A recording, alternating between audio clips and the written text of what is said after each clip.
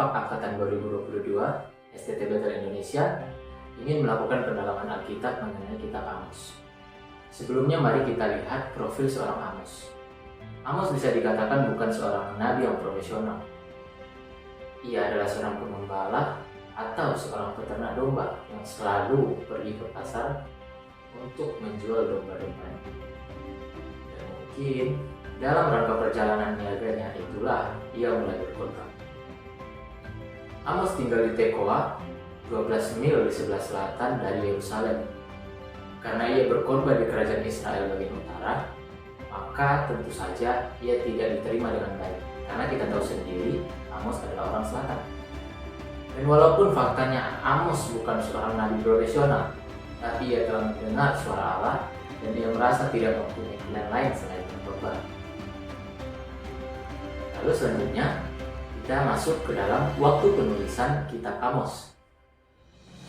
Amos menandai waktu khotbah dengan 2 tahun sebelum gempa bumi. Gempa bumi inilah yang merupakan suatu peristiwa bersejarah yang penting. Tetapi waktunya yang tepat tidak lagi dapat dilacak. Waktunya mungkin sekitar tahun 760 sebelum Masehi.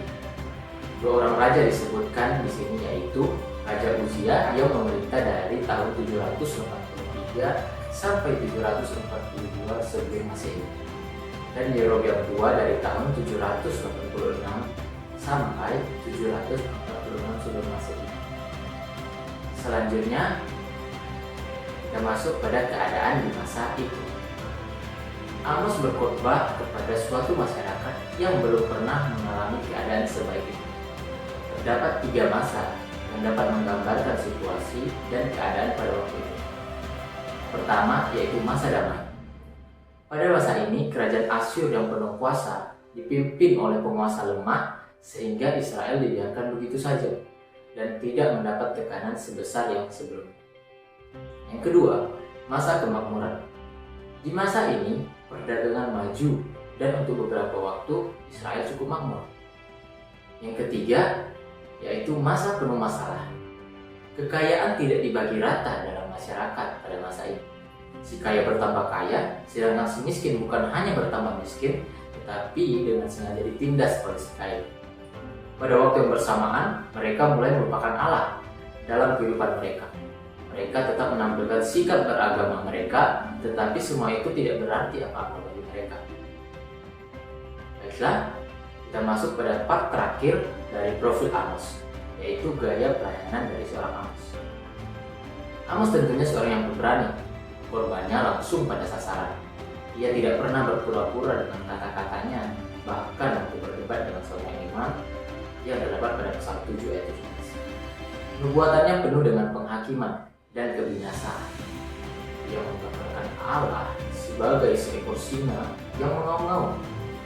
Kita dapat membayangkan bagaimana ia menyampaikan korbannya, tak singa sedang mengaum kepada para pendengar yang enggan dan malu, yang ketentramannya sudah diganggu dengan kasar. Namun, secara keseluruhan, ada saat-saat kelembutan di dalam tubuhnya. Dan di akhir kitab ini dapat suatu pesan harapan. Sekarang saya akan memberikan sekilas mengenai garis besar kitab Amos. Yang pertama, pada pasal 1 ayat 1 dan 2, yaitu tentang sang nabi, waktu dan kesannya. Kedua, pada pasal 1 ayat 3 sampai pasal 2 ayat 5, berisi tentang bangsa-bangsa yang dipanggil untuk mempertanggungjawabkan perbuatan mereka. Yang ketiga, pada pasal 2 ayat 6 sampai 16 mengenai Israel di sidang pengadilan. Yang keempat, pada pasal 3 ayat 1 sampai pasal 4 ayat 3 tentang keputusan hakim.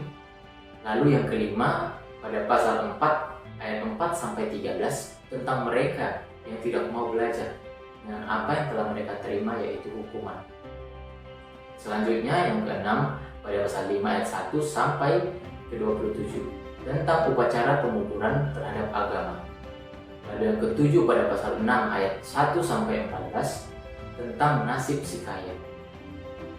Yang ke-8 pada pasal 7 ayat 1 sampai pasal 8 ayat 6 yaitu mengenai penglihatan Nabi. Yang kesembilan, pada pasal 8 ayat 7 sampai 9, ayat 7 sampai pasal 9 ayat 10 tentang diamnya Allah. Yang ke-10 dan yang terakhir pada pasal 9 ayat 11 sampai ayat 15 tentang pengharapan masa depan. Bagian ketiga dari materi kitab ini yaitu pesan dari kitab Amos. Terdapat 4 pesan dari kitab Amos. Yang pertama, Allah menghakimi bangsa-bangsa yang berdosa. Allah mempunyai hak untuk menghakimi seluruh bangsa di dunia, tidak hanya bangsa pilihannya, oleh karena Ia adalah Sang Pencipta. Pada pasal 1 ayat 3 sampai pasal 2 ayat 3. Selanjutnya Ia menghukum mereka karena tindakan mereka dalam memperlakukan sesama manusia.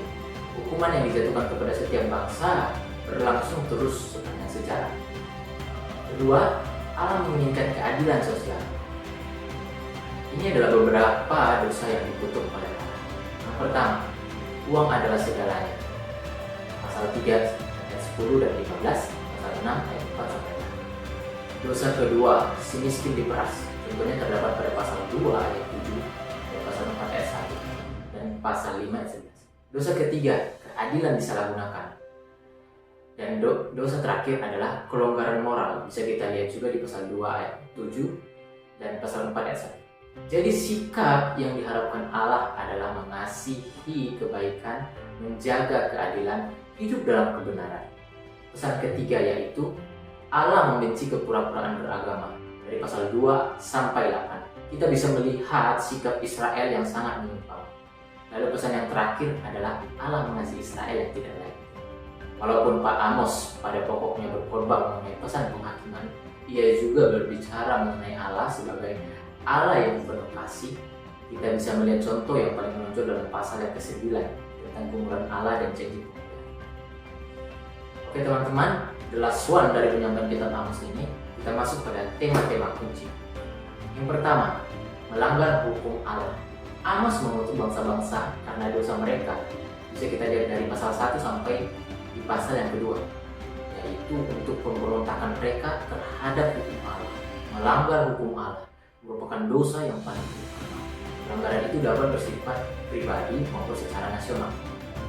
Yang kedua, menghadapi hukuman Allah. Apabila manusia berdosa, maka hukuman tak dapat dielakkan sebab dosa membawa akibat hukuman. Dari pasal 1 sampai pasal 3 bisa kita lihat contoh situ, dan di pasal 4 dan pasal 6. Lalu hukumannya tidak dapat dihindari sebab Allah membiarkan hukuman itu berlaku. Hukuman menjadi lebih berat bagi mereka yang mendapat hak istimewa, membina hubungan khusus. Pada pasal 3 ayat 2, hukuman dilaksanakan oleh Allah dengan penuh keengganan. Pasal 7 ayat 1 sampai 6. Dan yang ketiga, mendengar suara Allah. Nasib yang paling buruk yang mungkin dialami umat manusia ialah bertahan dalam suatu periode yang di dalamnya Allah diam. Tetapi dalam zaman Amos, Allah telah berbicara melalui peristiwa-peristiwa yang terdapat dalam pasal 4 ayat 4 sampai 11 dan melalui Nabi dalam pasal 7 ayat 14 dan 15. Memang benar Amos bukan seorang dari kalangan Nabi, tetapi Amos mempunyai keinginan yang menyala-nyala untuk mengumandangkan firman Allah. Lalu yang keempat, melakukan kehendak Allah. Amos memanggil bangsa Israel untuk bertobat. Pertobatan itu lebih dari hanya berkata maaf. Pertobatan merupakan suatu perubahan cara berpikir secara total yang mengakibatkan orang berpaling dari cara hidup yang lalu dan mulai hidup sesuai dengan apa yang Allah kehendaki. Apa yang Allah inginkan dari bangsa Israel adalah tindakan. Bisa kita lihat pada pasal yang ke-5 ayat 14, 15 dan 24. Oleh karena itu teman-teman semua, baiklah kita melakukan dan menerapkan poin-poin penting yang saya dapatkan. Poin pertama, bagaimana seharusnya kita hidup di dunia ini. Ada beberapa hal yang penting dan harus kita ingat, yaitu hak-hak asasi manusia harus dihargai. Keadilan yang benar itu penting. Orang-orang miskin berharga di mata Allah. Hidup bermewah-mewah adalah hidup yang berbahaya, dan penghakiman pasti dan segera datang. Poin yang kedua, bagaimana seharusnya hidup di hadapan Allah. Ada beberapa hal penting dan harus juga untuk kita ingat, yaitu tempatkanlah Allah di atas segala-galanya. Pastikan bahwa ibadah kita itu nyata, berkalah terhadap suara Allah, dan bersiaplah untuk bertemu dengan Dia. Dan serta janganlah bergantung kepada agama, namun bergantunglah kepada Allah. Baiklah, sekian penyampaian dari saya mengenai kitab Amos. Semoga teman-teman yang menyaksikan video ini dapat mendapatkan sesuatu hal yang baru, dan juga saya memohon maaf apabila ada kesalahan-kesalahan yang saya lakukan dalam penyampaian kitab Amos ini mungkin tidak relevan dan sesuai dengan apa yang tertulis di dalamnya. Sekali lagi saya mohon maaf. Terima kasih dan God bless you.